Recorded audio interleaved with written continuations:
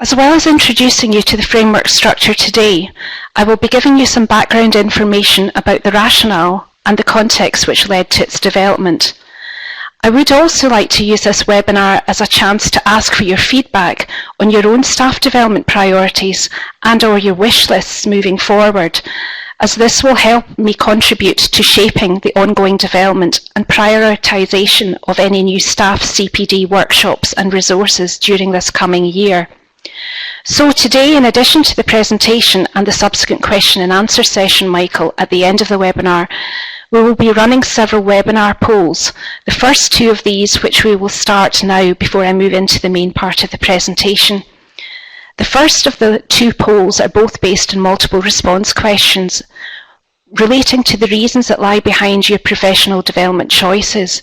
So if you could just take a few minutes to think about the questions and then select all the responses that apply to you, that would be really helpful. Thank you.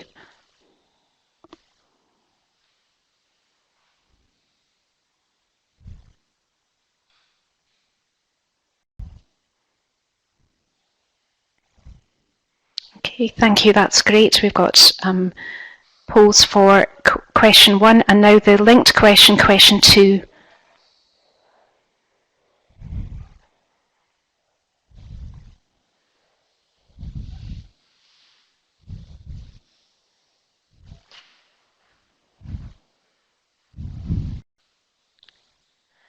Okay, that's great, folks. That's really useful. So thank you very much for sharing those insights with us. Okay, a little bit about the background context. What exactly is this new framework and why has it been developed? Well, we recognise that the college sector has both a diverse range of staff and an associated range and variety of levels of skills, knowledge and understanding. But we also have recognised, and staff do too, that they have skills gaps, and that was seen in the polls that you've just completed, and that these skills gaps can vary differently and quite significantly from one staff member to another. And that's before you factor in any differences in personal motivation for completing any staff CPD, formal or otherwise. So the original idea that led to the development of our framework came about after consultation with senior college managers late last year. The feedback that CDN was getting from both managers and also college staff was that there was an increasing demand and need for us to provide staff development opportunities that were delivered in bite-sized chunks of learning that could be easily accessed by increased numbers of staff at a time and at a place that would fit into their working lives easily. And also for staff CPD opportunities that would build incrementally and focus clearly on translating theory into practice. As we've seen in the opening poll questions, there are often multiple motivators for choosing to engage in CPD. What doesn't change and remains a constant is the need for CPD to be engaging, meaningful and relevant. For many lecturers and other college staff, CPD activity which leads to improvements in their professional practice can help increase job satisfaction while also supporting college students to become more successful and engaged in their learning. The college sector has come through a period of significant change over the last few years, but delivering high quality learning still lies at the heart of what we do. And as our college structures have changed, so have the students that we typically engage with in terms of age, expectations and learning preferences. And this has meant us having to change how we deliver and structure our learning. Government policies and initiatives such as developing the young workforce, DYW, and also the impact of college regional outcome agreements and so forth are also impacting on what we need and expect from our college staff in terms of skills and expertise. And college staff, support staff, also play a key role in supporting the continued success of our colleges and the learners they serve, and they also have varied staff development needs too. Our sector today is fast-paced and a dynamic environment to work in, and time is a very precious resource, as I'm sure you realise, Michael. So it's increasingly important that any formal staff development activities need to be engaging, meaningful and with clear personal and professional relevance to the job roles staff hold today. while still providing opportunities for additional growth to help people prepare adequately for jobs they might aspire to in the future. By developing this flexible and forward-focused framework structure, we have sought to keep a clear focus on 3 overarching broad developmental themes, which encompass key areas that we believe are crucial to our ongoing success as a sector, with the intention that this approach will help college staff to quickly identify and access personally relevant learning and development opportunities, and to more quickly and seamlessly plan and track customised CPD pathways that suit their specific needs more effectively. The link between our staff development activities and the initial professional standards for college lecturers is and has not always previously been explicit to staff completing formal CPD activities, and I believe this is a real missed opportunity. CDN is seeking to make these links more explicit by identifying where specific aspects of our CPD workshops, events, and our online resources can help towards evidencing these standards. And I'm now going to introduce my colleague Gary Cameron, who is the CDN delivery lead, who will explain a little bit more about the professional standards and what they mean for colleges. Thanks, SJ, and hello, Michael. I'm just going to give a quick update on the initial professional standards for college lecturers. I think, at risk of stating the obvious, I very much see those standards, our professional standards, as the scaffolding that enables learning and teaching staff to plan their own professional learning, identify their strengths and development needs, and equally important, identify our next steps for our professional learning. The standards provide a scaffold that develops our skills, our knowledge and our understanding, and I suppose the big motivator is that that has a positive impact on student learning, because lecturers are able to make the links between the theory and practice, and any element of continuing professional learning and development has to develop the critical reflection and evaluation skills, and again that's such a strong part of the framework that Sandra Jane is highlighting today. Somebody once said to me that professional learning is twofold, and I think I agree with that. First of all, that in our sector it's an entitlement, but it's also a professional responsibility, and I think the framework that Sandra Jane is outlining today, that framework just does both of that. The framework crafts and develops both that entitlement and that responsibility. I think if I was to summarise the professional standards, for me it's the route map for our development needs, and if you wanted to have a digital analogy, I would argue that it's our educational sat-nav, because it does provide that scaffold, and our framework is very much built into that. I'd just like to finish my little input here is just by giving you a standards update. The initial standards were last refreshed in 2012, which means that they're up for refresh in 2017. And as Sandra Jane highlighted, for college lecturers and school teachers, we're in an ever-changing profession, and the landscape has changed, and Sandra Jane highlighted a few of those drivers and influencers. So it's right that the professional standards will be updated, and we'll make sure that the framework that you're hearing about today will align and match up to both the existing and the refreshed professional standards. One final thing about the standards is we also have continuing professional development standards, which are now woefully out of date. They were crafted in the year 2006, and part of the refresh exercise will be looking at those CPD standards. We will be doing all the work through 2017 so that they are ready for launch at this time next year. I'm pretty confident that we'll have a draft set of refresh standards for both the initial standards for our lecturers as well as continuing professional development. So for me, what Sandra Jane and the rest of the team here at CDN have done is make a really strong link between the standards and the framework for supporting continuing professional learning and development. Thank you, Sandra Jane. Thank you, Guy, for that. That was a really useful insight. As I say, not many people are aware of the fact that CDN will be sort of responsible and sort of managing these standards moving forward. So I'm sure that's interesting to note. Okay, in terms of what CDN currently offer, Guy mentioned at that point here that we currently offer a range of online content, workshops, and also our webinar programme. But similar to the college sector, we're moving progressively towards developing a blended learning delivery mode, and that's in recognition of the fact that it's difficult for staff to access staff CPD and training at a time and a place that suits them.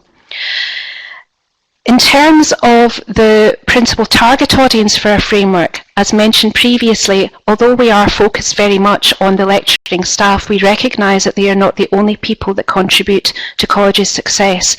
So the intention moving forward is to include content, whether that's through the form of workshops, webinars, or other online training materials that are relevant to this college support staff who make the high quality learning experiences that we are trying to deliver on a day-to-day basis. CPD that converts theory into practice and which supports staff understanding of research-informed practices can also be used to encourage greater staff buy-in to using new teaching and learning approaches and practices, or ones that they are perhaps less familiar with. And once staff confidence builds, natural curiosity and personal creativity usually kick in, with staff increasingly more able to contextualise and differentiate any approaches that they use for teaching and learning within their classrooms. When put under pressure, many people, if they're trying to deliver results or trying to find a balance between conflicting needs and priorities, simply look for the pragmatic solution to address the challenges they face. Just tell me what I have or need to do. I just need something that works. These are comments that I've heard over the years, repeatedly in most cases. And while this type of immediate fix might address people's immediate needs, without this understanding and appreciation of the supporting context and principles of why particular approaches work for learners and their learning, it will become much harder for staff to critically reflect on why particular approaches were or were not successful, and to make these further refinements and adaptations to their practice. On an aside note here, when Gary was talking about the idea of the dual professionalism, the Commission on Adult Vocational Teaching and Learning report in 2013 identified a need for further education lecturers to be dual professionals, with professional expertise in teaching, hence the influence of pedagogy on our teaching and learning approaches, but also as real-world workers in the area they were teaching about. And that is one of the key strengths of our college sector today. We have that.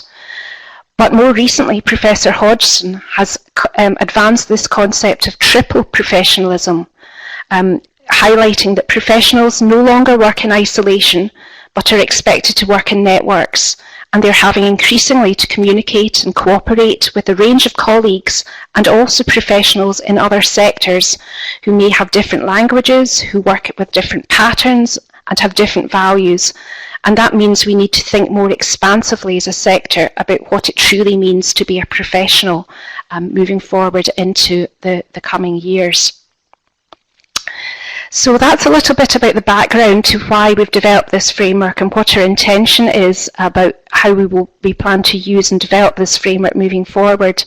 We've another quick poll just now, Michael, and again it's a multiple choice response question. So this is just trying to give us a little bit of information about your preferences as to which you would decide, or which preferences you would have when deciding staff CPD opportunities that you may want to take over the coming year. So if you could have a quick read at the questions and take all responses that apply to you as before, that would be really grateful. Thanks.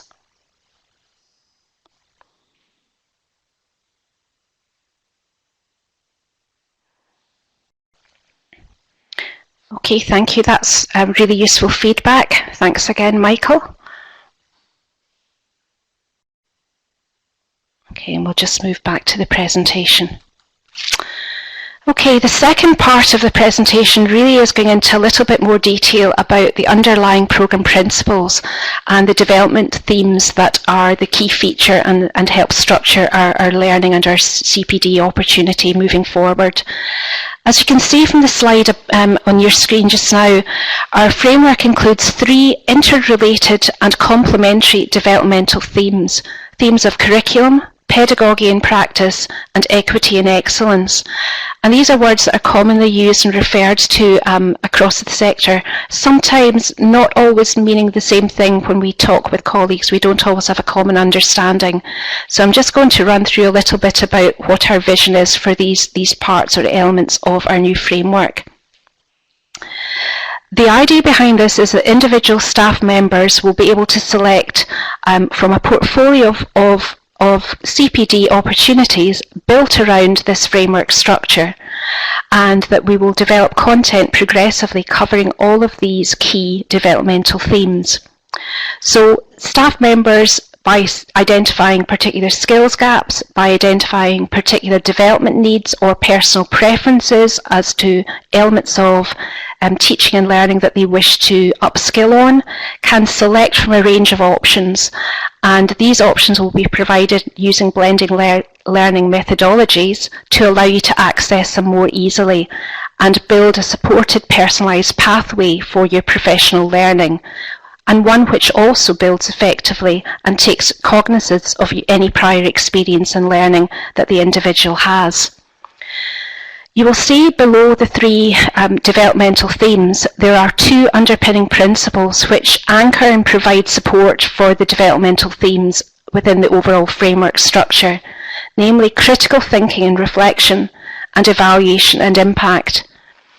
These skills and practices are critical, not only for effective short and long-term professional learning, but they also help drive quality improvements in practice and stimulate the innovation and creativity that is needed to engage staff and also allow our colleges to adapt effectively to anticipated and also the unexpected future needs that we might face. So let's look a little bit in more detail about what we have decided as our initial focus in terms of staff development opportunities within each of those developmental themes. The first of these, as I mentioned previously, is curriculum. And curriculum design and planning are vital in helping us ensure that our learners are provided with opportunities to develop the necessary skills to transition into life out with the college and into sustained employment out with the college sector. The college sector, with its focus on vocational learning, has a clear focus on the curriculum and ensuring that the curriculum is purposeful and meets the needs of employers. And this is increasingly through initiatives such as developing the young workforce. But there are also a range of new qualification types. And for some lecturers, although many of these have common elements, they also have distinct differences, which can make the planning and the delivery of curriculum at different SEQF levels quite tricky.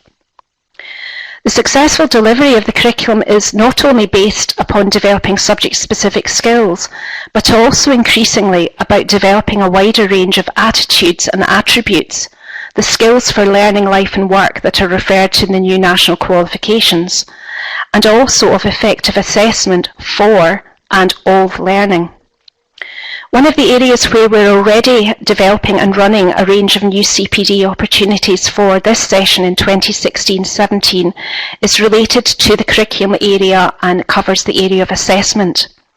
We've been working with key partners including SQA, and we'll shortly be running a series of webinars highlighting to college staff some of the recent changes in assessment and assessment approaches that are being used in the new national qualifications, and also best practice in assessment across all other qualification blocks as well.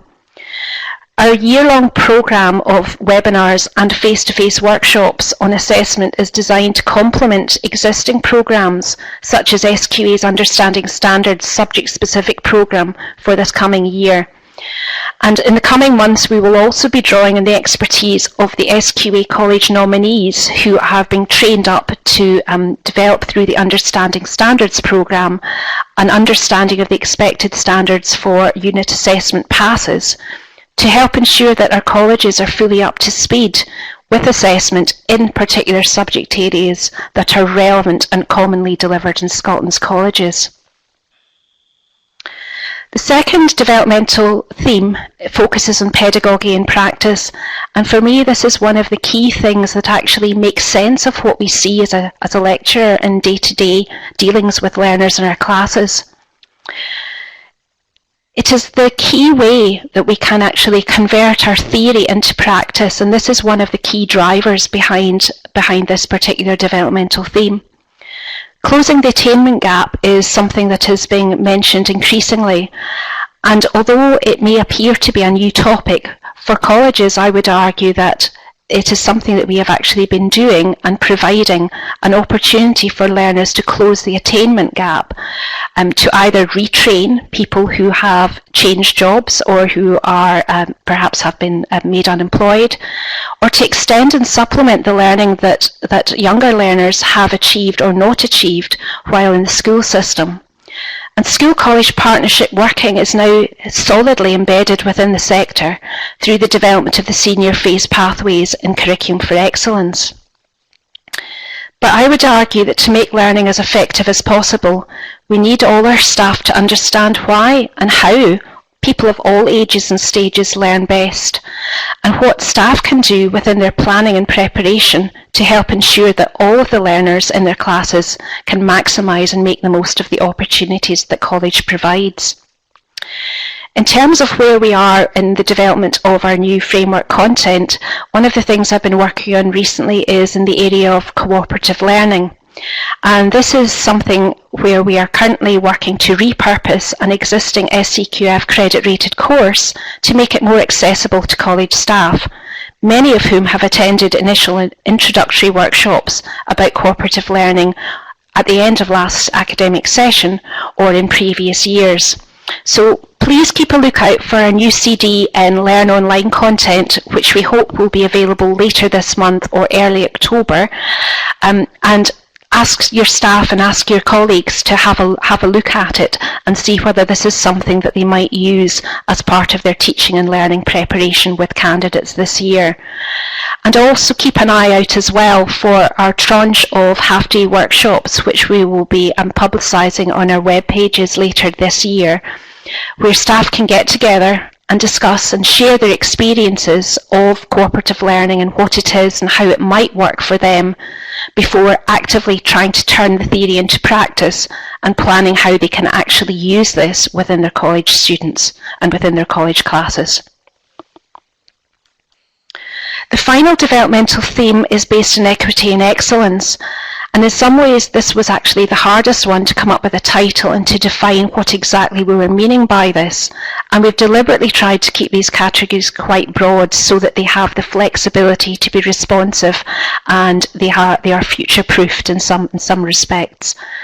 The fundamental driver behind this theme is about developing staff skills and expertise which will support people to deliver the very best for the learners. And within this theme, there are again a variety of initial subtopics highlighting some of the areas of the college experience which we believe help us achieve a positive, inclusive and supportive learning environment which helps us achieve those overall aims. The CPD provided by CDN over the years, we have provided a range of staff development that is targeted and focused around the areas of equality and inclusion, and also developing a culture of learning through programmes such as the Motivated College, which you might be familiar with, and also our Learn Online, Open Learning and other professional development award programmes. Recent activity that we've been involved in has included, since the start of this session, workshops on setting equality outcomes, and also a related webinar on the same topic, which will be uploaded to this website soon for those of you who might have missed this. And this is one of the key things that is the colleges are tasked with actually producing and setting these equality outcomes over the next few months. So that's a key thing that is actually driving a lot of the work in the sector just now. We're also in the process of creating and uploading new materials for our Learn Online platform around cultural intelligence and also embedding equality and diversity in the curriculum, reinforcing the fact that these are interrelated themes. And later this month, we will have hopefully prepared learning and teaching materials, and these will be available on the Learn Online platform for the new, soon-to-be validated Professional Development Award, Advancing Equality and Diversity Through Inclusiveness, which is set at SCQF Level 9. All aspects of our portfolio of framework content will be developed and added to on an ongoing basis. So I wanted to use the next poll question to help me get a little bit of direct feedback from you about which particular aspects and topics for you are the most important across each of the developmental themes. So if you wouldn't mind just having a little look at those and see if there's any that you feel are really important for you in your role. Thank you.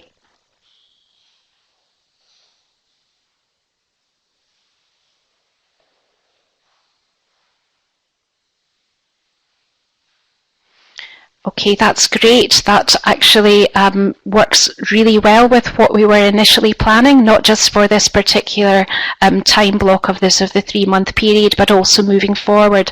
So thank you very much for that. I'm not sure if you are familiar with my colleague Kenji Lam. Kenji Lam is our advisor and his specialist area is digital development and the digital literacies, and Kenji is doing a lot of work in that area. So yes, the idea of open educational resources and flipped classrooms is something that is definitely on our radar and is a key priority for development. So thank you for those insights. Okay, so just to recap on some key points from the presentation today, you've got a number of bullet points here in the framework, but I just wanted to highlight a couple of other points. First of all, this new framework was developed to complement existing professional awards, such as the PDAs to do with learning and teaching, the Teaching in Colleges Today online programme that we offer at CDN, and also things like the TQFE qualification. It doesn't replace these, but it's designed to be complementary and supportive. And it should help to provide a clearer range of targeted staff development opportunities that you can easily map and track your progress against, either the initial standards for college lectures or the subsequent standards as they are refined and developed, but also against particular SCQF levels. So you get a sense of the complexity and the demand of the learning that you're undertaking. The framework content within each of the developmental themes should support college lecturers and support staff to become more forward-thinking, confident and creative in their practice. And one of the things we're trying to create within the new blended learning approach moving forward is that we're trying to include more interaction within our online content, but also to challenge thinking in practice, and that might be done through discussion forums or through the structuring of online content. The framework will also help staff to achieve this whole aim through the critical understanding and application of key educational principles and practices, some of which they might already have heard of, but perhaps not know very much about. And that this, underpinned by an increasing awareness of the impact of significant drivers that are impacting on changing educational practices and approaches within the college sector today and in the future, that will help actually achieve all of those aims. The final part that I want just to highlight and reinforce again is that one of the key things that we want to ensure is that learning content and workshop activities will be actively helping support translation of theory into practice, helping and encouraging staff to monitor the impact of any improvements on their practice to the learners and the quality of the learning that they receive. And with the new quality assurance and review model that colleges are going to be moving into in this coming year, that's going to be increasingly important. And also, finally, in recognition that just as the learners we work with are unique and have very individual needs and skill sets, so too are our staff. So the use of the blended learning content will hopefully allow people to access content which actually meets their needs at a time that actually suits them. The end of today's presentation. So in addition to saying a big thank you for participating in the polls up till now, I just wanted to also highlight in the final slide here that here are my contact details.